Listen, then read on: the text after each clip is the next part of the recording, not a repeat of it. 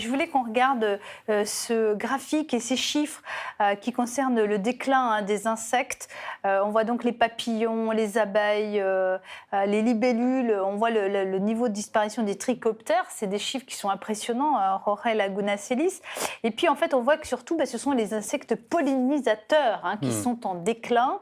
Et alors pourquoi? Changement climatique, pollution environnementale et les espèces bien sûr invasives, les envahisseurs comme on les appelle.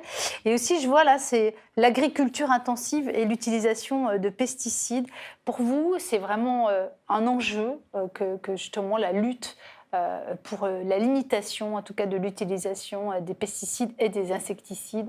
Oui, tout à fait, Dominique. En fait, c'est un sujet que nous voyons et qui avait été très bien traité ou présenté dans les graphiques. Tout d'abord, il faut réfléchir que presque 70% de tous les produits que l'on consomme dans son diète équilibrée dépendent des pollinisateurs. Les abeilles, les pollinisateurs sont plus que des insectes qui apportent de la beauté dans notre jardin. Cette connexion qu'un être humain doit avoir dans ce qu'il y a dans son assiette et comprendre l'impact de ce qu'il y a dans l'assiette, dans l'écosystème en général, c'est un des plus gros enjeux de la consommation et de la production durable. Il faut voir qu'il y a un déséquilibre dans la consommation. Il y a la surconsommation et la sous-consommation. C'est les grands enjeux de la nutrition. Et c'est pour cela qu'il est très complexe de travailler dans les questions de pesticides, parce qu'il y a un manque d'un cadre multilatéral universel qui puisse réguler l'utilisation de pesticides. Et nous avons de très bonnes conventions, certainement dans la Suisse, basée à Genève, qui gère les produits chimiques. Donc on essaye d'avancer sur ça, c'est un des très grands enjeux. Marc Tufti, justement, en septembre, en Suisse, il y a eu une votation concernant l'interdiction éventuelle des pesticides dans l'agriculture. Elle a été refusée. Comment vous l'expliquez? Car en Suisse, les oiseaux, les abeilles, les insectes se font aussi de plus en plus rares. Oui, en effet, comme partout en Europe. Alors, principalement deux causes. Si vous voulez, la première raison, c'est la difficulté du passage d'une agriculture productiviste à une agriculture qui soit respectueuse de l'environnement. Et même si en Suisse, on a déjà 17% des surfaces agricoles qui sont en agriculture biologique, beaucoup d'agriculteurs ou de producteurs ne sont pas prêts à faire le pas. Et puis, par ailleurs, une seconde raison, c'est la question de la sécurité alimentaire. La Suisse importe déjà 50% de sa nourriture et la question se pose de savoir, en cas de crise mondiale, serait-elle capable de nourrir sa population ?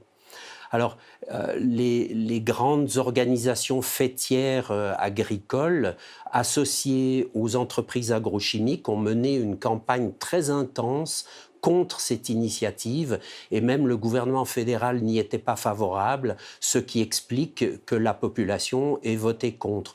Trop d'incertitudes, peut-être pas les bonnes informations.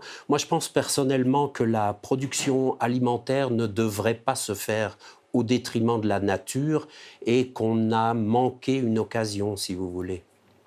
Jean-Louis Etienne, pourquoi est-ce qu'il est aussi difficile de légiférer sur cette question des pesticides? Parce qu'il y a des intérêts économiques énormes. C'est des intérêts économiques Vous parlez énormes. des lobbies Oui. de l'agro. Il y a une chose qui se mettra en place, je pense, et qui se met en place petit à petit, c'est l'agroforesterie. L'agroforesterie, c'est un sujet intéressant. Vous voyez, quand vous voyez ces champs de céréales immenses, on a vu des images du Canada, on a vu des images, ne serait-ce qu'en France, quand vous traversez, il n'y a pas un lapin, il n'y a pas un insecte, il n'y a pas un oiseau qui va se lancer là-dedans. Ce sont des déserts industriels, vous voyez. Et donc, l'agroforesterie, c'est mettre des rangées d'arbres assez espacées pour que la moissonneuse-batteuse puisse passer. L'arbre, il fixe le sol, il va fixer l'hygrométrie du sol. Le tronc va fixer le carbone. Vous savez, quand vous achetez une poutre d'arbre au magasin pour aller bricoler, quand vous avez acheté une poutre qui fait 10 kilos, vous avez acheté 5 kilos de carbone. Le tronc stocke.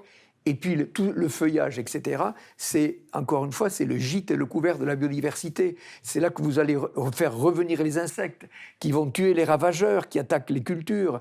Et donc, c'est recréer un écosystème naturel. Et l'agroforesterie, c'est quelque chose qui est bien. Un arbre, un chêne qui a 40 ans, transpire pour faire monter la sève à la période où il met les feuilles. 250 litres d'eau par jour, vous m'entendez? Donc ça entretient une hygrométrie. Et pour terminer, je vous parlais de ça. Je faisais une conférence, il y avait à ma gauche un chef céréalier d'une grande région céréalière. Il me regarde en me disant, mais vous vous rendez compte, la surface agraire que vous allez nous prendre? Mais je dis, mais je ne parle pas pour vous. Je vous parle pour votre fils, parce qu'on va vers des canicules, vous voyez ce que je veux dire? Et qu'est-ce que vous allez faire avec ces déserts sous la canicule? Mettez vite de l'ombre, et de l'ombre avec de l'hygrométrie. Voilà, c'est une des choses qui peut se développer dans ces grandes zones industrielles qui tuent effectivement, parce qu'elles sont... On amène tout, il n'y a plus rien. La terre, elle est morte, on amène tout pour que la plante mange. Donc, recréer des écosystèmes sur des grandes surfaces, c'est possible. Jorge Laguna Celis, vous travaillez bien sûr sur ces questions de pesticides. Comment convertir le monde agricole? Et puis surtout, c'est peut-être pas finalement que le monde agricole qu'il faut convertir, c'est peut-être surtout l'agrochimie. Et là, pour le coup, c'est des enjeux entre États, parce qu'on sait qu'aujourd'hui, ce sont des superpuissances, ces entreprises de l'agrochimie. On pense notamment à Syngenta, qui a été racheté par le numéro 1 chinois, très proche du pouvoir chinois. Donc là, je crois qu'il y a un premier élément qu'il faut comprendre, et c'est quelque chose qui est essentiel. C'est qu'il faut passer d'une vision de juste l'agriculture au système agroalimentaire. Il faut comprendre les systèmes. Il faut avoir une vision des systèmes. Lorsqu'on a une vision des systèmes, on commence à voir que ce système il est composé de parties. Alors, il est très intéressant les cas que vous avez présentés.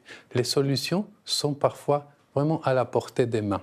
Et parfois, les consommateurs n'ont pas cette information. Et même s'ils ont cette information et ils veulent faire de bons choix, il vient un surcoût.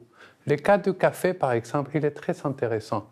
Un consommateur n'a pas l'information d'un café qui est poussé avec des méthodes agricoles responsables à l'ombre, avec des forêts, avec des arbres qui préservent la biodiversité, ou à des méthodes intensives. Je crois qu'il faut avancer sur ça. Pour ce qui est pour les grands groupes alimentaires, il y a un grand intérêt d'agir, mais il faut créer une transparence totale. Parfois, nous voyons que les engagements qui sont pris sont plus de la éco-responsabilité. Est-ce que nous prenons, c'est la transparence.